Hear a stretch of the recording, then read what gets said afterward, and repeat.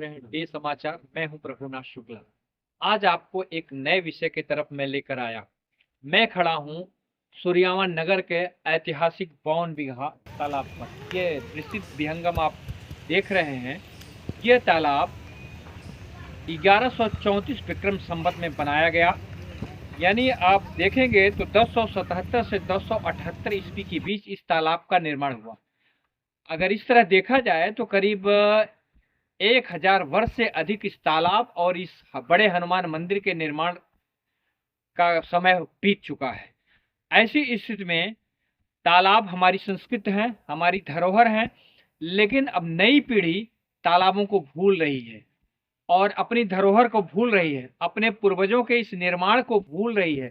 पहले हमारे बचपन में तालाब का ही पानी पिया जाता था और कृषि कार्य के लिए इसका उपयोग किया जाता था। तुरियाओं के ऐतिहासिक 52 बीघा तालाब पर स्थित बड़े हनुमान मंदिर पर मैं बैठा हूँ और हमारे साथ हैं हमारे जिले के वरिष्ठ अधिवक्ता आलोक उपाध्याय।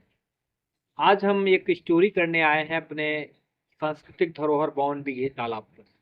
तो भाई साहब आलोक उपाध्याय जी हैं और मैं इनसे पूछना चाहता हूँ, ये जानकारी चाह रहा हूँ कि इस धरोहर के बारे में, 52 बीघा तालाब के बारे में आप क्या जानते हैं, थोड़ा हमें आप बताएं। 52 बीघा तालाब के बारे में जो जानकारी हमारी है वो ये है कि यहाँ पे राजा राम सिंह सबसे पहले आए थे। 1346 में उन्होंने अपना राज्य कायम किया। ये अमेर के राजा मोहम्मद वंश के थे और उसके बाद उनकी वंश यहाँ 18 कहते हैं उसको, 18 श्रेणी में 18 जगह विभक्त हुए और उसमें एक अचल सिंह यहाँ पे थे। यहाँ के राजा अचल सिंह, उनका कार्यकाल था सन 1715 से 1728। और हमारी और इस किताब की जानकारी के अनुसार, जो किताब मैंने की है, उसके अनुसार राजा अचल सिंह ने उसी कार्यकाल में अपने ये तालाब खुदवाया था। और एक क्योंकि ये तालाब था तो पहले धार्मिक स्थल भी उसको बना दिया जाता था कि लोग आवे तो पूजा पाठ करने की दिक्कत ना हो। तो हनुमान जी की एक मूर्ति यहाँ रख दी गई और उस मूर्ति पर लोग पूजा करते रहे। कालांतर में धीरे धीरे उसको मंदिर का स्वरूप दिया गया और संवत 1988 यानी कि सन 1931 में यहाँ ये मिथिलेश जायसवाल के पूर्वज, उन्होंने इसका जीर्णोद्धार कायदे से कराया तो मंदिर हुआ। फिर मिथिलेश जायसवाल ने यहाँ टाइल्स वाइल्स लगवा करके इसको, ये ग्रिल वगैरह जो लगी है ये उन्हीं की लगवाई हुई है और ये चबूतरा वगैरह उन्हीं का बनवाया हुआ है। नहीं तो पहले तो केवल मंदिर मात्र था, लेकिन अब वह वक्त बीत गया है। आज यह 52 बीघा तालाब, वैसे 52 बीघा तालाब सर्वधर्म सद्भाव का प्रतीक बन गया है। दक्षिण में हनुमान जी हैं, तो पश्चिम में बाबा साहब भीमराव अम्बेडकर की जयंती मनाई जाती है। पूरब में मुस्लिम धर्म मानने वाले लोगों का करबला है और ठीक उत्तर में साईं जी हैं। स्थित है। तो ये कहा जा रहा था इस तालाब का निर्माण जो है तीर मारकर इसकी आधारशिला रखी गई थी। यानी तीर मारा गया, जहां तीर गिरा उसी की परिधि में लेकर चारों तरफ 52 बीघे आकार में इस तालाब का सृजन किया गया। यह तालाब बहुत ही ऐतिहासिक और सांस्कृतिक धरोहर है। ऐसे में आज इस तालाब की स्थिति ये है कि पूरा तालाब गंदगी से अटा पड़ा हुआ है और इसमें भारी गंदगी देखी जा रही है। अनिल जी, आप एक दूरदर्शन से जुड़े हुए पत्रकार हैं और वरिष्ठ पत्रकार हैं, हमारे नगर के सूर्यावन नगर से जुड़े हैं और आप एक जिम्मेदार जवाबदेह नागरिक हैं। तो ये ऐतिहासिक जो हमारी सांस्कृतिक धरोहर 52 बीघा तालाब है, इसके बारे में आप क्या कहना चाहते हैं? वास्तव में ये आपने अच्छा सवाल किया है।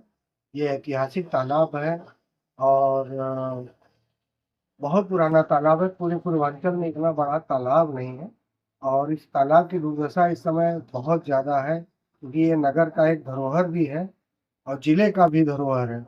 तो इसके लिए इस तालाब के चारों तरफ अतिक्रमण भी हो चुका है तालाब की गहराई खत्म हो गई, तालाब हर वर्ष सूखती जा रहा है। तो जल संरक्षण के लिए एक तो ये बहुत बड़ी उपयोगी तालाब है। दूसरा कि अगर इसको पर्यटन के हिसाब से विकसित किया जाए तो निश्चित तौर पे राजस्व का भी लाभ होगा और लोगों को रोजगार से भी जोड़ा जा सकता है। सूर्यावा नगर के लोग इस तालाब का हमेशा उपयोग करते आ रहे हैं, लेकिन इसके बावजूद भी तालाब पर अतिक्रमण हो गया है। अब ये 52 बीघा का तालाब नहीं रह गया है। नवा का एक ऐतिहासिक धरोहर है जो कि अनाद काल से यहाँ पर मंदिर बना हुआ है हनुमान जी का। फिर कुछ राजनीतिक कारणों से करबला बन गया और अंबेडकर जी का मूर्ति वहाँ स्थापित हो गया। अब वहाँ पर कई तरह से विवाद पैदा हो गया है, लेकिन ऐतिहासिक धरोहर जहाँ की काशी नरेश ने भी आके यहाँ पर यज्ञ किया था, ऐसा लोग हमारे पूर्वज बताते हैं। ये सैकड़ों वर्षों पहले खुदा था। पट्टी अचल सिंह के नाम से एक जमींदार थे, उन्हीं के द्वारा बनवाया गया ये तालाब था, ऐसी हमें जानकारी है। और वहाँ उनका परिवार उसमें स्नान करता था। जब ये खुदा गया था तो इसका रकबा 52 बीघा था। अब धीरे धीरे ये सिमटता हुआ थोड़ा कम हो गया, 36 या 37 बीघे के आसपास।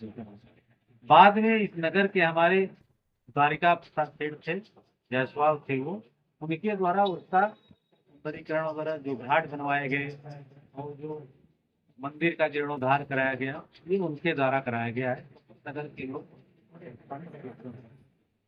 यही क्या है, पूरी तरह यह सिमट गया है। कहा जा रहा है कि काशी नरेश ने भी यहाँ यज्ञ कराया था और ब्रिटिश शासनकाल के बाद राजघराने के दस्तावेजों से तालाब में यह उल्लेख मिलता है कि पट्टी जोरावर सिंह, पट्टी अचल सिंह 2 भाई थे।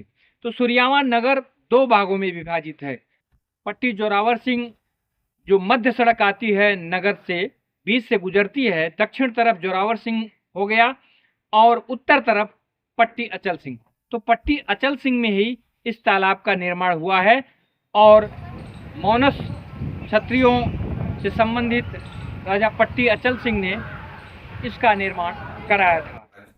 52 बीघा तालाब अस्तित्व विहीन होने के कगार पे है। हजारों वर्षों से